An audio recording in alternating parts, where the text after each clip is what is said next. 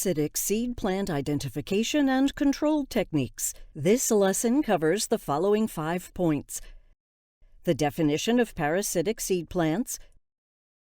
Most plants are autotrophic, but a few plants are parasitic due to root or leaf degradation or lack of sufficient chlorophyll, called parasitic seed plants. The main effect on the host plant is to inhibit the growth of the host plant. Herbaceous plants are mainly affected by dwarfing and yellowing, and in severe cases, the whole plant dies. Usually suffer from leaf drop, top dieback of fruits, reduced foliage, delayed or no flowering, or even non-feeding.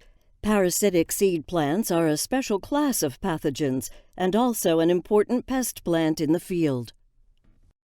Second, general traits of parasitic seed plants. Parasitic seed plants can be classified as fully parasitic or hemiparasitic, depending on the degree of dependence of the host organism on the host, or its access to nutrients. Semi-parasitic seed plants have chlorophyll and can produce carbohydrates, but the root system is degraded and must draw water and inorganic salts from the host plant. Fully parasitic seed plants do not have leaves or are reduced to scales and do not have enough chlorophyll to allow normal photosynthesis and must take up all or most of their nutrients and water from the host plant. Depending on the parasitic site, they can be divided into root parasites and stem parasites. Third, reproduction and dispersal of parasitic plants. Passive transmission. Fruits of mulberry parasitic plants are pecked by birds and spread with their flying activities, then excreted in feces, adhered to branches, and budded to invade the host when the temperature and humidity conditions are suitable. Active transmission. When the seeds of a few parasitic plants mature, the fruits absorb water and swell and crack, ejecting the seeds. Fourth, the main groups of parasitic plants. 1. Cuscuta spp. Cuscuta spp are fully parasitic seed plants, with roots and leaves reduced to scales without chlorophyll, and stems with suckers growing at contact, invading the parasite's body. Flowers.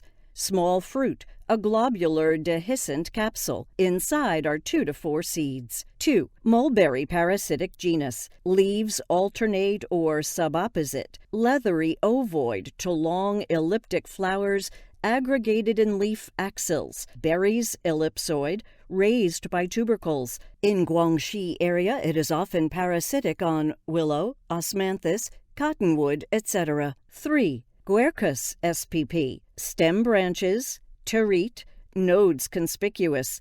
2 to 3 forked branches at nodes. Simple leaves opposite, sessile, subfleshy, glossy. Flowers. Unisexual, borne at the ends of branches or at forks. Parasitic on persimmon and pear trees. Common in China, rare in Guangxi. 4.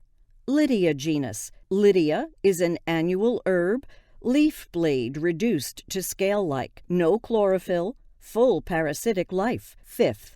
Parasitic seed plant prevention and removal methods. 1. Strengthen quarantine.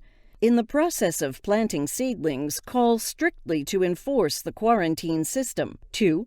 Manual removal. When a small amount of codling moth is found to be entangled with the plant, the codling moth will be removed manually and taken out of the field in a bag as soon as possible, and then burned or buried deeply after drying. 3. Non-host crop rotation. Take crop rotation with corn, wheat, sorghum, and other grass crops for at least 3 years to eliminate most of the dodder in the field and reduce the damage.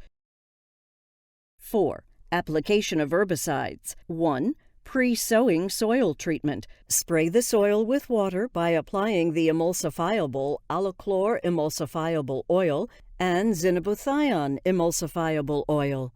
It can also be combined with pre-emergence spraying of flutriafol emulsifiable concentrate. and cyclohexamide emulsifier. 2. Stem and leaf treatment. When the damage is light, use Zhongding Lin to spray. In case of heavy infestation, 10% glyphosate can be used together with the host. This lesson ends here. Thank you for watching.